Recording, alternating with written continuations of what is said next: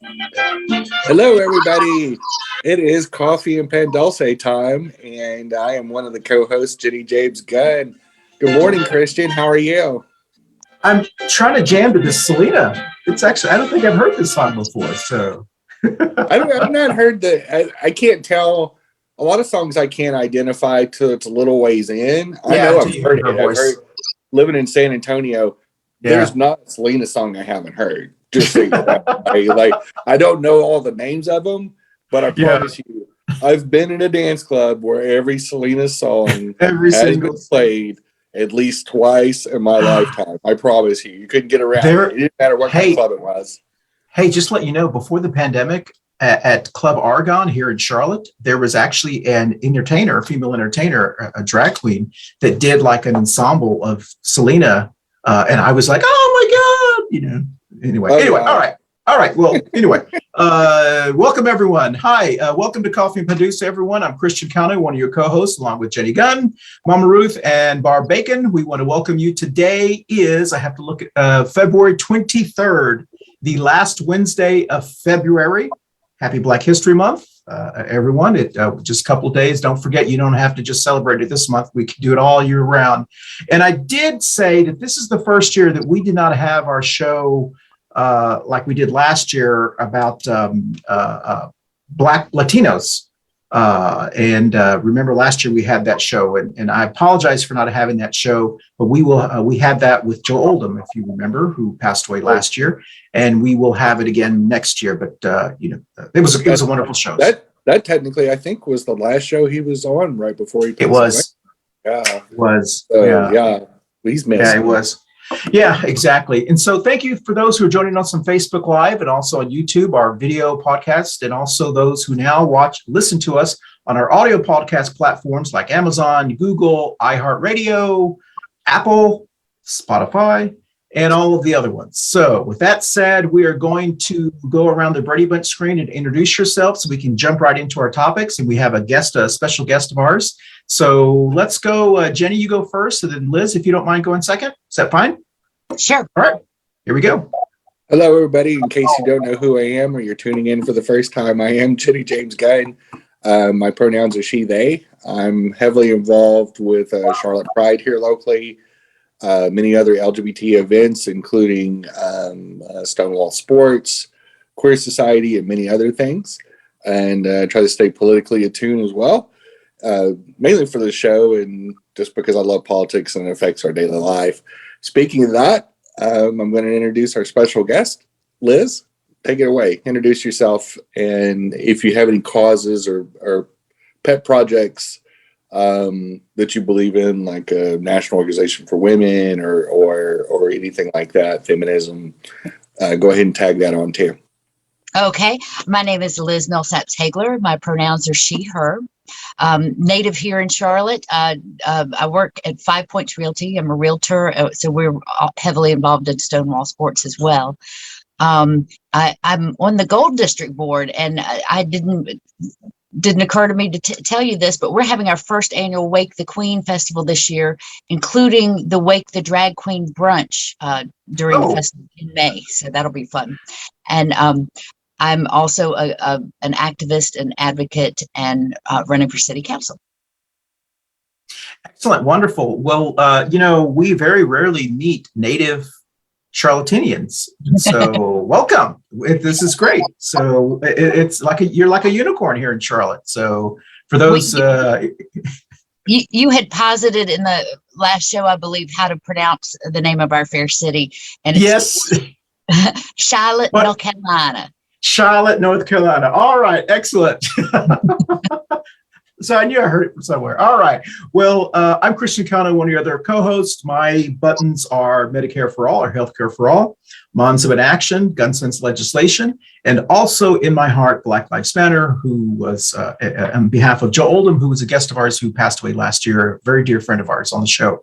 So with that said, let's salute to our neighbors, whatever you're drinking this morning, because it is Wednesday morning, February 23rd.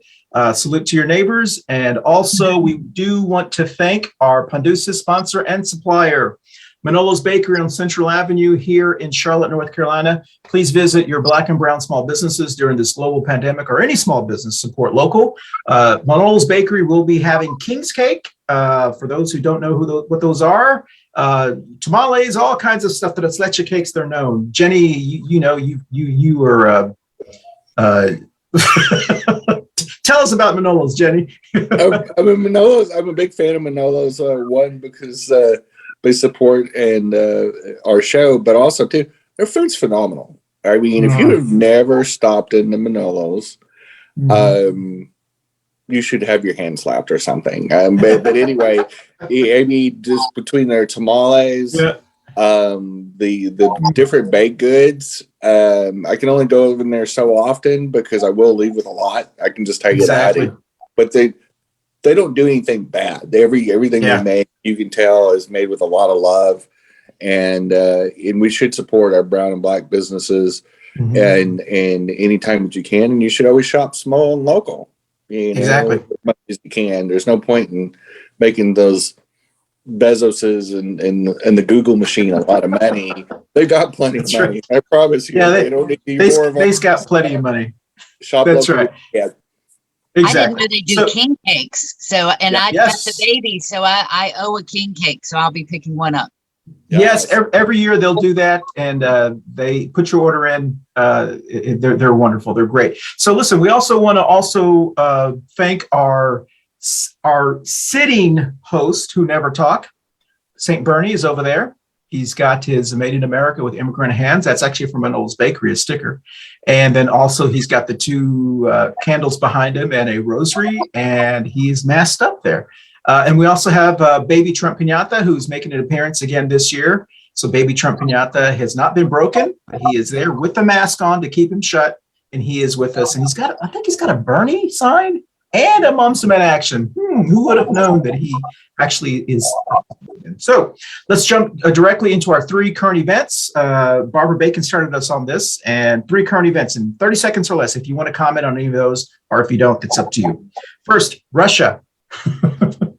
Russia, I guess that's what I can say. Russia today has actually crossed over into Ukraine, or actually on Monday, Russia on Monday crossed into Ukraine. They said it was a peacekeeping mission, and they've crossed into Ukraine, and they have actually recognized the resistance forces, I believe, the Ukrainian resistance forces. So we'll find out by the time this comes around.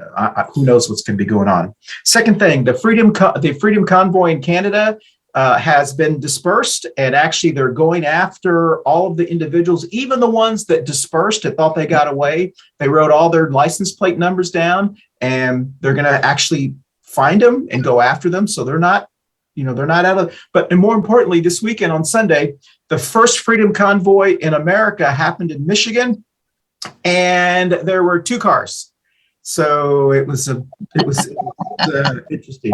And the last topic, if you want to comment on this, there was actually a avocado war between Mexico and America that just ended on Sunday of this past weekend. Apparently, avocados were not being allowed to come into the United States because there were some threats that were given to one of the inspectors. So the USDA or whoever halted all avocados, and we were almost going to see an avocado shortage. However, everyone agreed that things are working out and avocados are going to flow freely, and you can also buy them from California, don't forget. So those are the 3 things. Jenny, you want to start off with commenting on those? What? I'll start with the avocados first. Okay. That did save a lot of inspectors' lives, because I would have been heading my little car south and talking to some people if I ran out of avocados. It's one of my big staples. As far as Putin, he's a problem that's been around a long time, and we've coddled him. We've let him get away with too much, and it looks like it's going to get to the point where we're going to be in a situation where I don't think NATO, including ourselves, is going to be able to allow a country of 40 million people, a true democracy, that is also rich in resources. So there's probably a financial motivation for Putin besides a geopolitical one. And I really think, I think our allies aren't going to let us step out of it. And it's also when you have the former guy coddling this guy and uplifting authoritarian people, doing authoritarian things, including attacking our own Congress and leading an insurrection. This is what you get. Yeah. This is what you get when you coddle a political party here in this country, the Republican Party, that more mirrors the 1970s and 80s Communist Party of the Soviet Union and behaves as such, and trying to crush their opponent at all times. And the convoy, especially the one in Michigan, all two of them.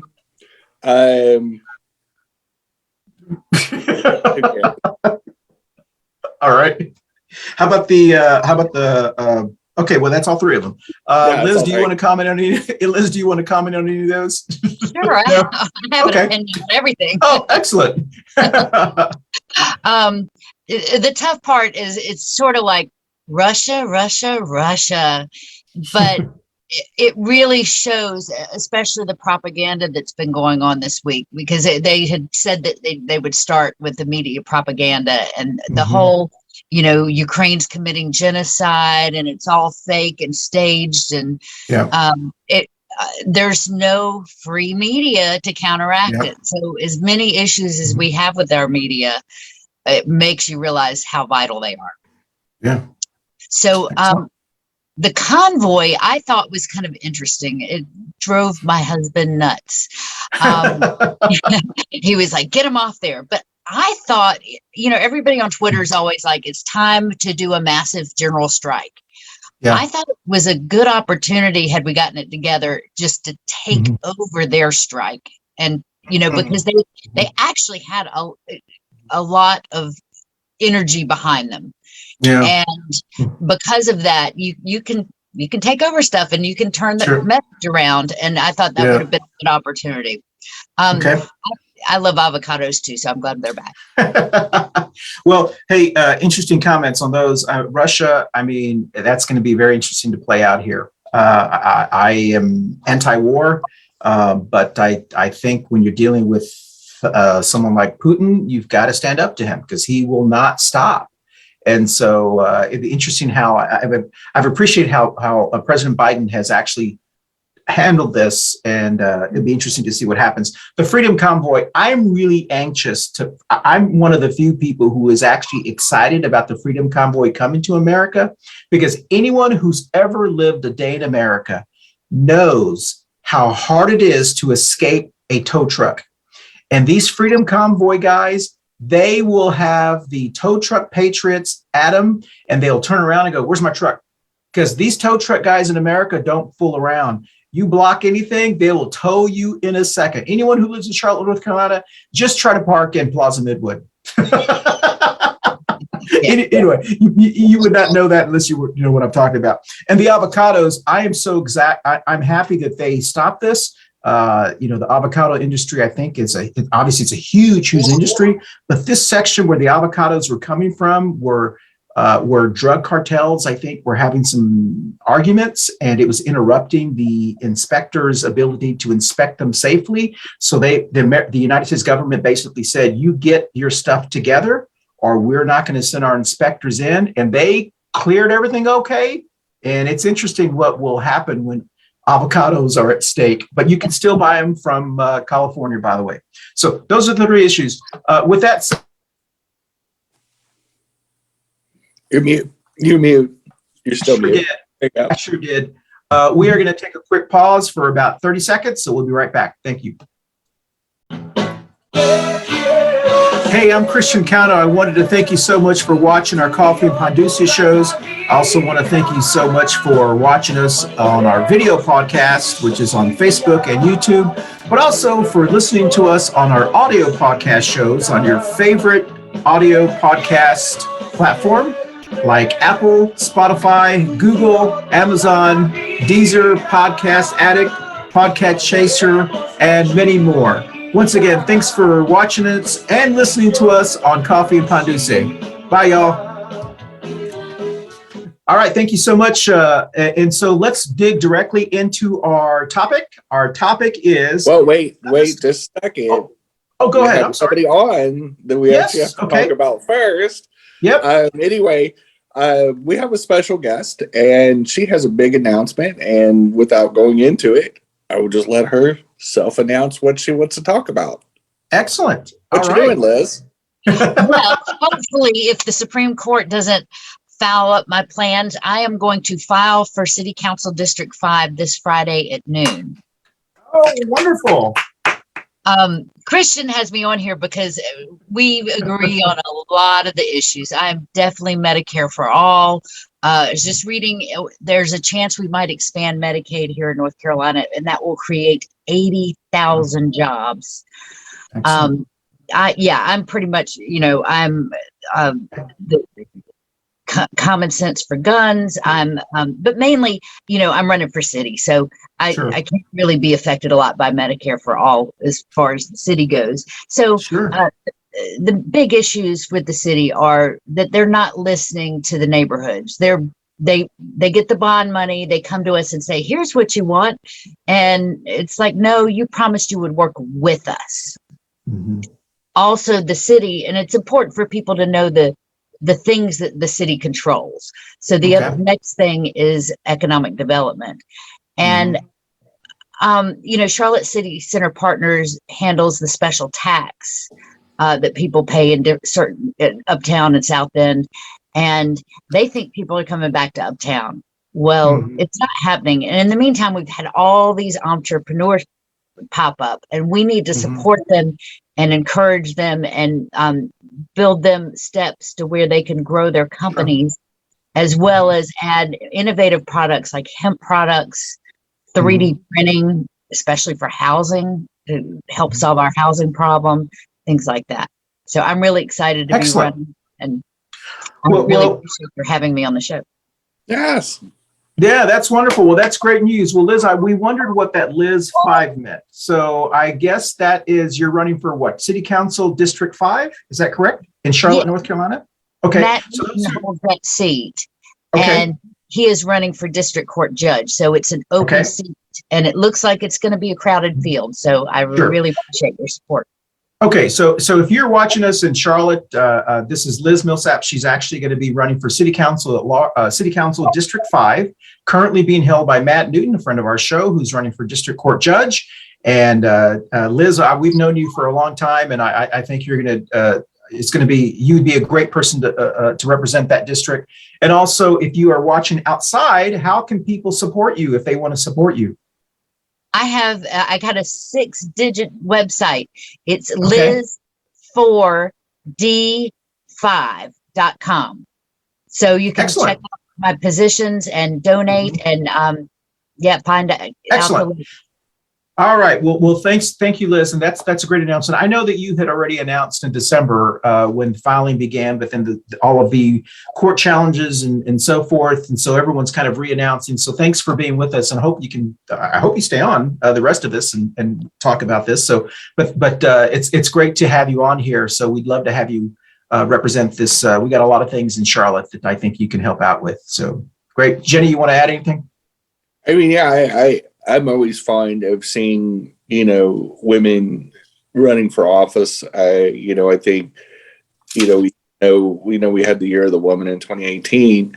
They still only represented about 25% of Congress. And so I always like to see, make sure, not just on a local level, but on a state and even a federal level, that women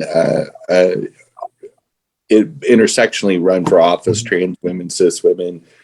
We just need that better side of the ledger.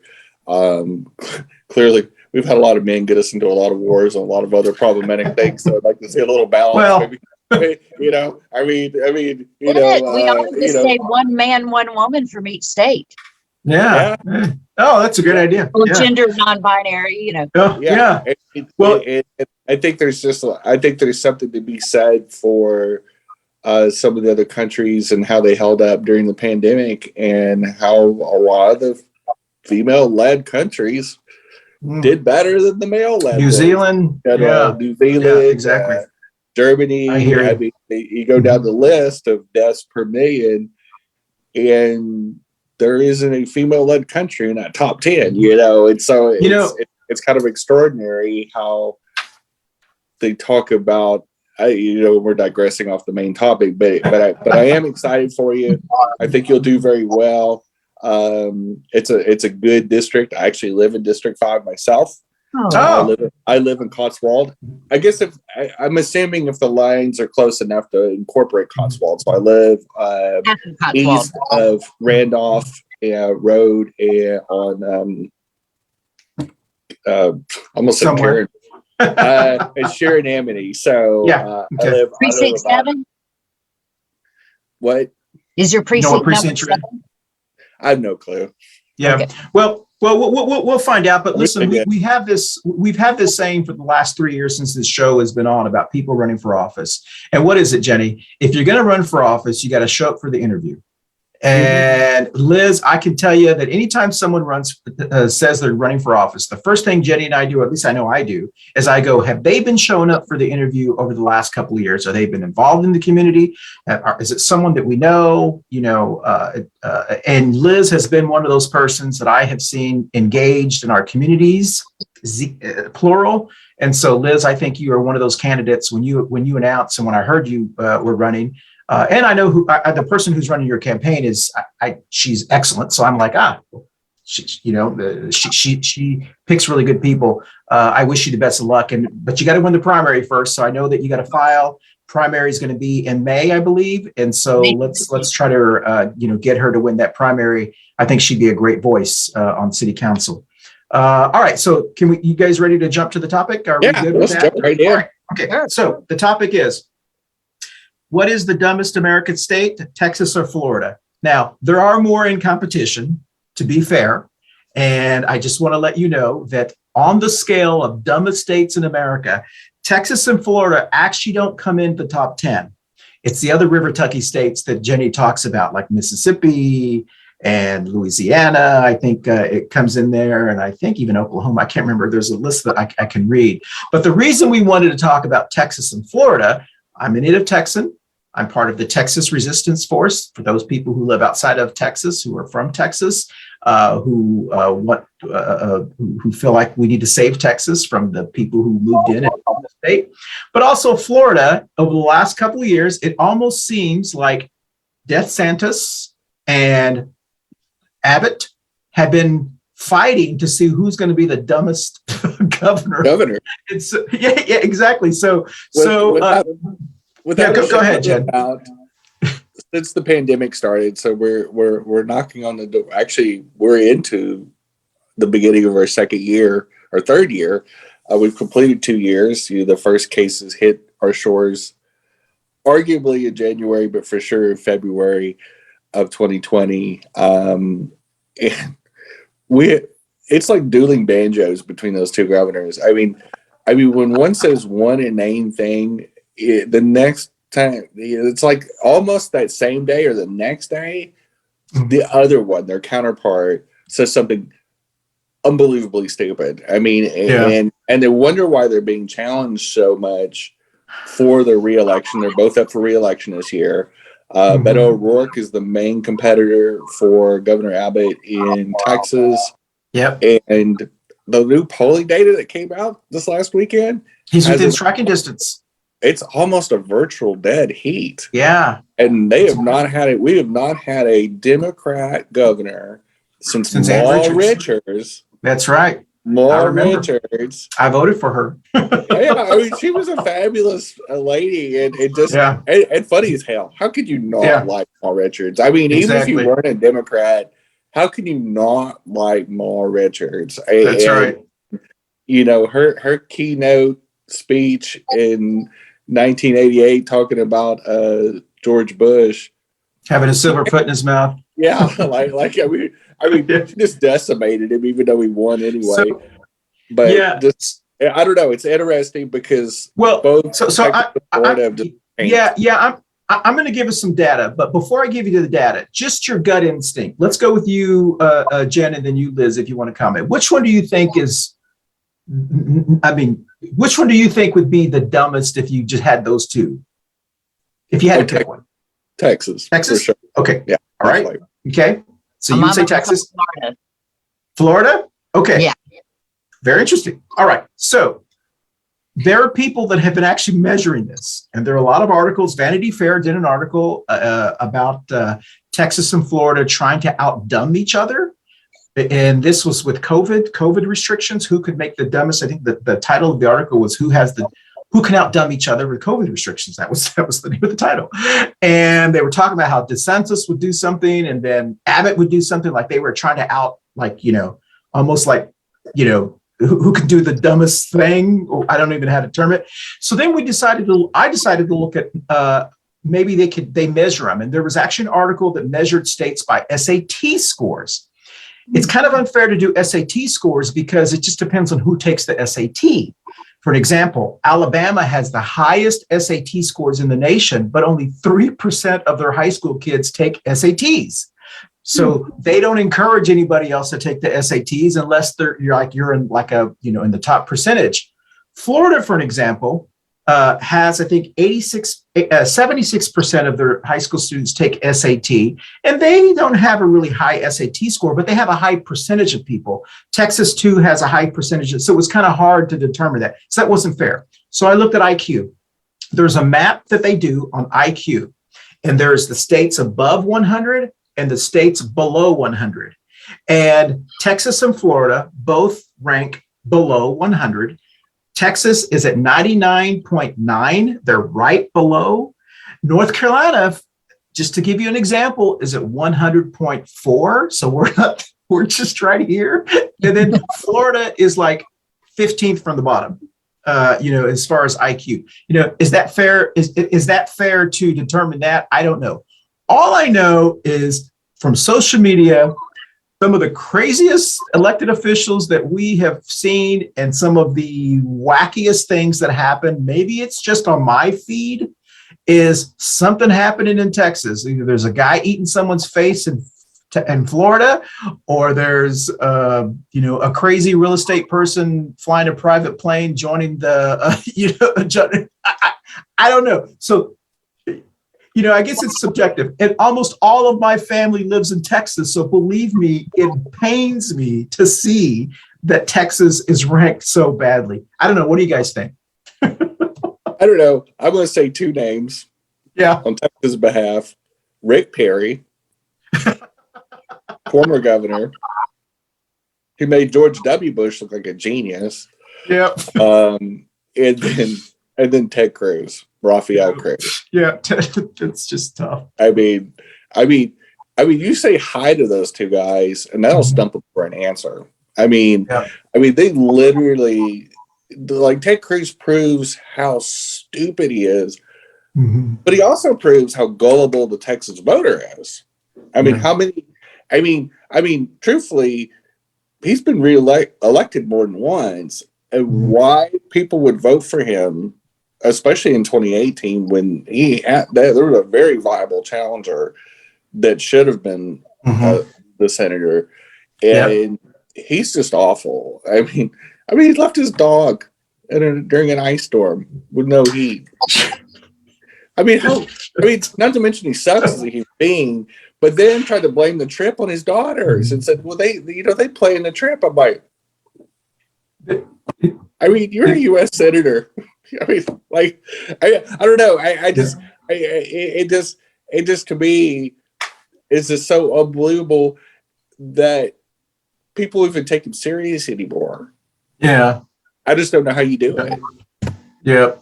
Well, listen, on that note, we're going to come right back, but we need to take another pause to tell you about a show that comes on right after this one. So we'll be right back. Hello, everybody. Hope you tune in to Two Queers in a Truck. It comes on right after Coffee Pan Dulce. Appreciate you always watching and being there for us. I hope we can entertain you and be in your homes or wherever you listen to us. We're also on Spotify and many other places where you receive your podcast shows.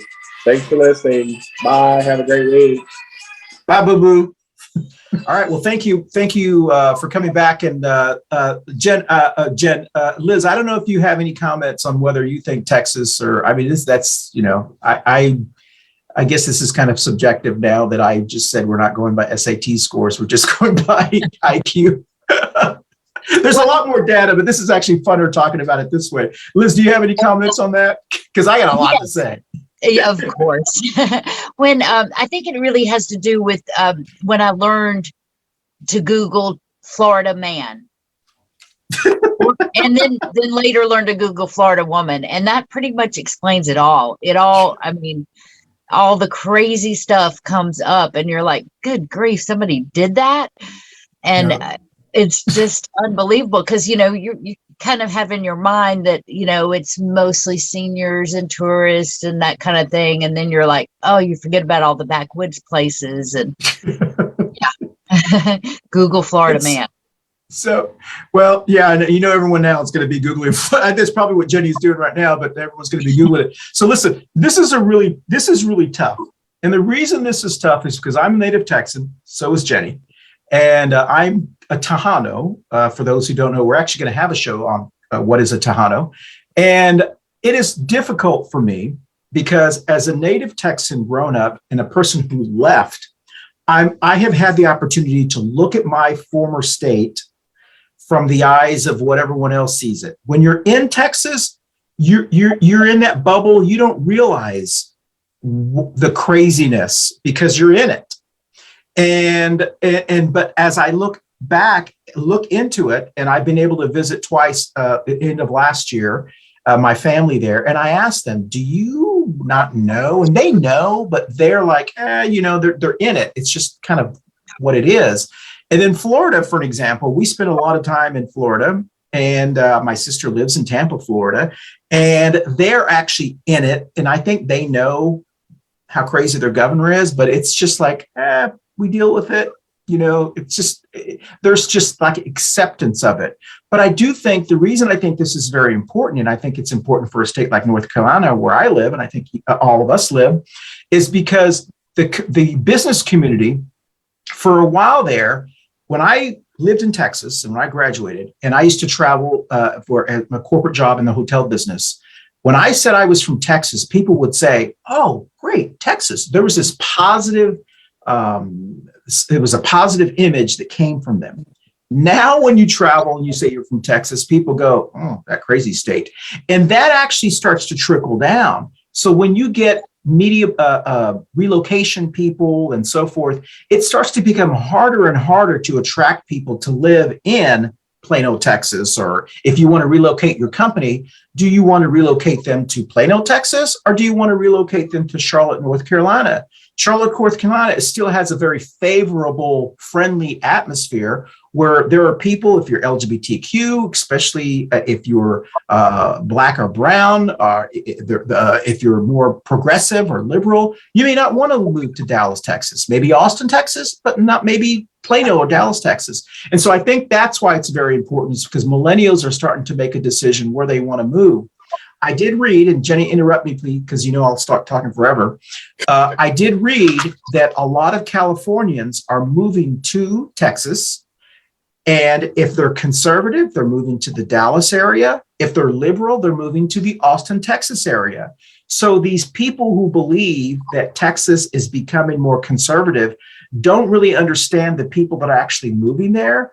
More liberals are moving to Texas. They're just moving to the big cities, and which is why all the five big urban areas, Dallas-Fort Worth, Houston, San Antonio, Austin, and El Paso, are Democratic cities.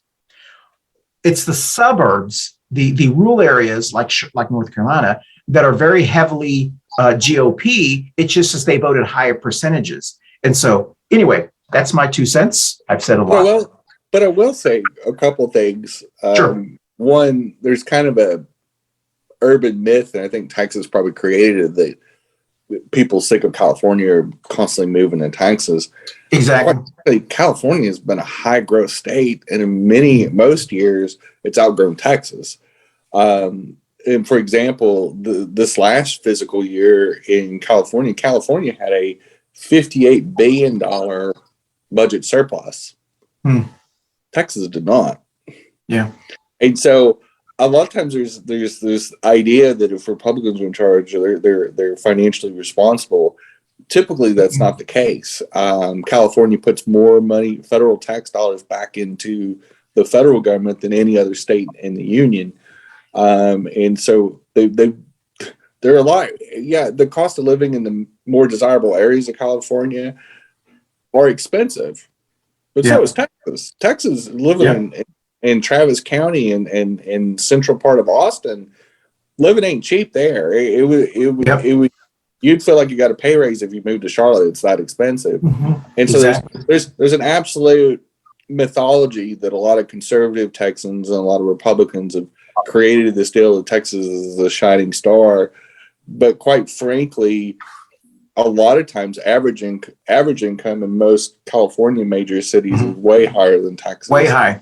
And living in Texas, from somebody that moved from there to here, I can just tell you it was expensive to live there 20 years ago, and it was expensive there in 2018 too. Yeah. And it's been that way for a long time, and incomes have not risen in a lot of the metropolitan areas much at all. And that's what. Well, that's one of the reasons why Texas was always considered so business friendly, is because they don't pay their workers squat. Yeah. I know in the hotel businesses, we had five of my clients were based out of Dallas, Texas, that owned hotels around the country, and almost all of their corporate employees would move to the coast, whether it was New York or California, so they could bump their raises up, their salaries, because they couldn't make any money in Texas. So they always preferred to live on the East or West Coast. And then they would come back to Texas and they'd be able to buy a mansion, with their salaries. And so, if you are in the high echelon of salaries, you probably love it. But if you're a working class person in Texas, you're having a very difficult time, making ends meet, which is why, you're right. It's two separate. I don't know, Liz, do you want to jump in, or do you want us to keep talking? Well, back to the Texas being progressive in the past, North Carolina was, we almost lost it with the bathroom bill, and we've lost a lot of our reputation because we were considered extremely progressive for the South, especially. And, South Carolina was the backwards neighbor. It was kind of like, you may now kiss your sister. So we always had that reputation. Now, South Carolina is looking pretty good some days compared to us, and we've got to work hard to get that progressive reputation back. Well, because South Carolina was kind of like North Carolina's Mississippi. It's Oklahoma, Texas. Yeah, Texas has Oklahoma and Louisiana. So that's right. It's But you look at New Mexico now, that has two just explosively growth cities like Albuquerque and Las Cruces, which borders El Paso, and they're two very dynamic cities. And then you see the playground for the wealthy and the shameless in Santa Fe, and in the Golden Triangle. And so New Mexico has developed a phenomenal reputation they used to not have. And it's really because of its progressive politics, forward thinking, the innovation, the diversity that lives there, and you see a lot of indigenous people there really taking the lead on commerce and state political offices. So you don't see that quite so much. Once you get up to the state levels and above, you don't see a very diverse slate of office holders, and that's been an issue when you've had that authoritarian Republican control for a quarter of a century. It's really hamstrung that state. They defund everything. Oh yeah. School funding is usually 43rd to 44th in the United States. Yeah. And for as much property taxes as they take in, it's just crazy. That's how they fund a lot of things. Yep. Including it's all property tax. And the oil money that we get from being an oil producing state and being an import export state, with the Houston Ship Channel being one of the busiest channels in the entire planet, amazing amount of revenue. but definitely spent in the wrong places. And again, that has to go back to the Republican Party, because they've held control of the state since 1994. And so you got to lay it on somewhere. And in the, luckily North Carolina, because of the bathroom bill, we've gotten a phenomenal governor out of it. That just, I'm glad he was in that seat when that pandemic hit. Yeah, exactly. That's, Jenny. I know I'm preaching to the choir here, and Liz probably, she probably understands this, but that's what drives me crazy every time. And Jenny does a good job of pointing this out. That's what drives me so crazy about these River Tucky states. Texas, I would consider to be a River Tucky state, even though it's not technically on the river. It's on the Brazos or whatever, Guadalupe. It's the Tucky part of it. Yeah, it's the Tucky part. That's right. Texas and Florida. All these people that hate their public schools and all that. Your states have been run by Republicans. So if you're upset, be mad at the people who have been running your state. The worst, the dumbest top 10 states, I didn't want to name them, are all Republican states. Wow. And it's like, if you're mad, and Jenny talks about this, the 100 poorest counties that voted for Trump, the vote of 100 poorest counties voted for Trump. And it's like, it's just, at what level do people wake up, and become, I don't know. I don't know, Jen, you want to comment on that? There's a direct correlation, and no matter what anybody says, and this is going to sound elitist, but I don't care. There's a direct correlation between average education levels and poverty. And I use my family, my dad's side of the family, as case in point.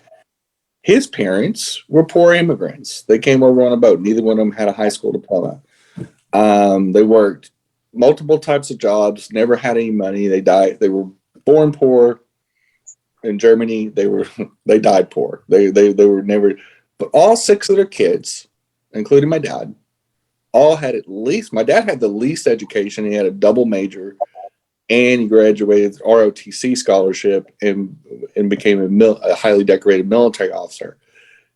Everyone else had at least a master's or a PhD, and they all are middle income and up. And my dad, I'm not going to say how much he's worth, but he's not hurting for anything, like he's got a big old nice home in Houston. He's able to retire and has had a good life, but it was directly related to education. And he knew, as somebody, when he came out of high school, he tried college, but he had to work too because his parents weren't able to help him. He ended up doing odd jobs and driving trucks for lumber yards and doing all this manual labor. And he finally knuckled down and went back and started again as a freshman, a 21-year-old freshman. But he knew that gateway to get out of the cycle of poverty had to come with education and investment in education. It is a true investment. Well, yeah, I've heard that's your story, and I completely agree with you. Education is like so important. I mean, we're all benefits of it. But we're going to be right back to end our last 14 minutes of the show. We'll be right back after this brief pause about all of our shows coming up in March, April, and May. We'll be right back. Hey, everyone, I hope you're enjoying our show. Don't forget that our March, April, and May topics have come out. So we will see you in March, April, and May talking about some great, exciting things. That was that way.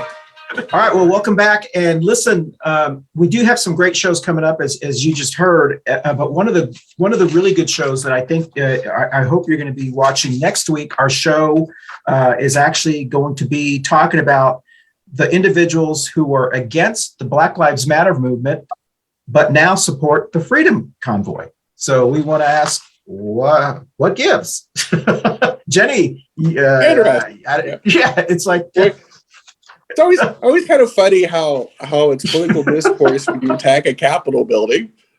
Yeah, that's right. But when people just don't want to get shot and beat up by the police anymore, they're thugs. They're exactly funded by the Chinese, which isn't true, and all this other crazy stuff. Which, by the way, the Freedom Convoy in Canada was actually funded by several large groups from all over the world, including the United States. In fact, several high wealth individuals in the United States. It's amazing how that money made that possible. There was a great meme after the Super Bowl saying that if you're upset with Eminem taking a knee when the national anthem's not playing, it was never about the national anthem. Exactly. Correct. Yeah, correct. I agree. Yeah, there's so much hypocrisy. I love the fact that Canada actually froze the funds on that slide. Oh yeah, and they're going after him. Oh yeah, they're going to roast them. It's going to be great. That's right. Hey, listen, I do want to highlight, even though we have posted our shows for the next 3 months for the spring, our spring shows, I do want to highlight three really important shows that are coming up. On March the 9th, we do have a group called Support Our Schools. They are a wonderful group of ladies who started this group called Support Our Schools, and they are going to be on here explaining what their organization is about. They are basically trying to offset those freedom moms that have been going to all those school districts with those shirts. They're actually a group of moms who want to protect true public schools, true traditional public schools, and they will be on March the 9th. And then the next week, we actually have a very special show. We'll have Dr. B back on, and it is a group called Back to Vax. These were anti-vaxxers. These are two ladies. I believe they're from Texas, if I'm not mistaken. And they will be on telling us how they were anti-vaxxers and then turned to being pro-vax and trying to share to encourage people to be vaxxed. So we're very honored to have them on and Dr. B will be back. They will be on that week. And then the next week, we will have some LatinX moms that will be on. I believe they're from Florida, and one of them, a young man who's now at Penn State, who's from Florida. They will be on to talk about their movement to save traditional public schools. And I've added this is not what they said. How are we going to save them from the Trump white CRT parents? All of these parents that are at these school board meetings that are against critical race theory, there's not a lot of diversity in them. And I'm just telling you, they're all. So anyway, we will be talking about that. And of course, we have a lot of other wonderful schedules. One of the great topics that I'll be interested to see who's going to come on as we try to get guests on is the last show of March is going to be who is trying to keep Charlotte the white Atlanta. Interesting topic. We know there are some leaders here that want us to be Atlanta, but they want us to be a white Atlanta. And we'll be talking about who are those people. Interesting. So a lot of other topics. So Jen, as we start to wind down in the last 10 minutes, talk about Texas and Florida. I know you're a native Texan and so am I, but we hear all this stuff. Do you think Texas and Florida can be salvaged in our lifetime? I think with a decided change in the narrative, and it starts at the top. If you're chief executive of your state government as a conspiracy idiot and looks the other way as your voters, your constituents, literally die from primarily your own party, primarily Republicans. Like 99% of the people that are dying right now of COVID are unvaccinated Republicans. Texas and Florida, if they were independent nations, would be in the top 5 of deaths per million. Think about that. There was times in this last year or so, or even the last 2 years, where as an individual state, they've had 200 to 400 deaths a day. And most days they have at least a 3-figure number. And that itself came from that leadership promoting, cures to it and rather than promoting the vaccines. And when you discourage that and you go on Fox News and you repeatedly go, well, what about the horse pace? What about that? What about that? And you're constantly putting that out there as a leader. They should be held accountable for this. And it's already, there's a lot of talk about prosecuting and or civilly suing and holding people in the media and people in public office accountable for these COVID deaths. I do believe there's going to be an age of accountability because, in my opinion, certain media outlets, the big 3 conservative wacko deals, OAN, Newsmax, and Fox, absolutely should be held financially accountable. and any host or reporter that reported misinformation should be criminally held liable. Well, in the same way with government leaders, if you're going to sit out there, I understand a misstep, I understand an accident, but when you've spent 2 years downplaying the vaccine and masking and stopping the spread, yet your states and your viewership are the ones dying the most. Yeah. Somebody needs to be held accountable so that this crap stops. Well, I do. I mean, I completely agree with you, Jenny. And one of the things that I hope happens, especially as we come up to the 2020 elections, the midterm elections, I do hope that anyone who has ever said they are pro-life, and there's a lot of them here in North Carolina and all across, especially in Florida and Texas, you cannot be pro-life if you were not trying to save lives during COVID-19. So I don't know how any Republican who was not trying to save lives can ever call themselves and run as a pro-life person. And so it'd be interesting to see how Beto attacks Abbott, if that's the two that run in the governorship. Abbott can't be pro-life if he wasn't trying to save lives, especially Latinx lives and Tejano lives, which were disproportionately impacted very high rates. And so anyway, that's just kind of me, but we only got 7 minutes left. I don't know, Liz, do you want to add anything to this Texas pounding? Of course. I used to live in Taiwan back in the late 80s, and Taiwan has equivalent population of Texas and New York, about 23 million. All right, so Taiwan was supposed to have the second worst COVID outbreak outside of the worst outbreak outside of China, because it's right there, and they're quasi China. They technically are, but they live in this space kind of in between where they're sort of independent. And Taiwan has had under 1,000 deaths. Wow. Now they do something we would never be able to do here. They had a $10,000 fine if you broke quarantine.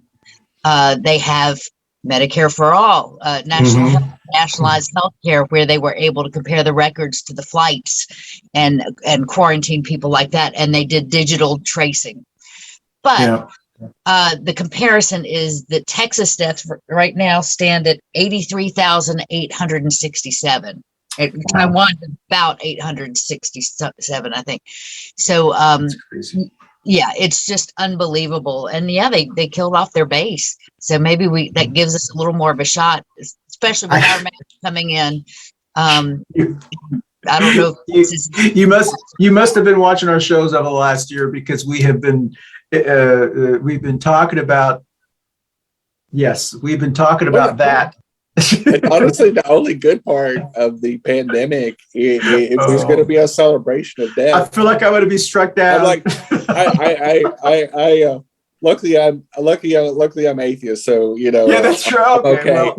I've got my fire insurance. But anyway, I truly believe, and I heard this from somebody a long time ago, if somebody's got to go, it might as well be a Republican.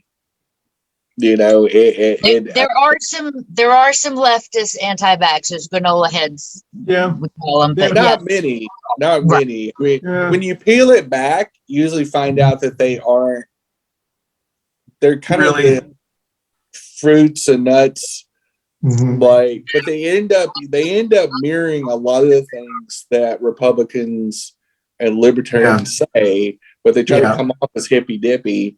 And I think some of it's because they're embarrassed about how horrifically behaved the Republican Party's been. So they just call themselves libertarians. I think they're like closet Republican. Yeah, they call themselves libertarians, but they vote Republican. And I think there's a lot of, because I've gotten in discussion with a lot of those type of people. I know who you're talking about.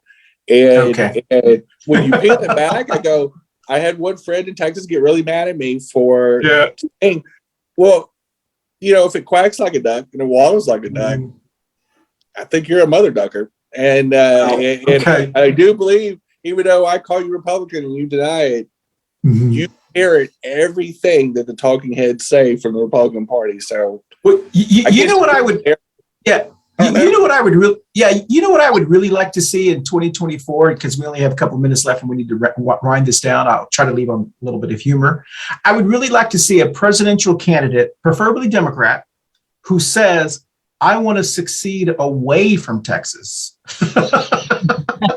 I would tell you, I had this theory the other day. Let's let them go on their own. I would love to make a little moat and make a little wall on basically the northern western border. They take from Florida to Texas. Yeah. Include Arkansas in that, and that whole Gulf Coast, and just sell them to Mexico. Well, but go like this is going to be the first time in history that the United States is not buying land from somebody or strong arming them.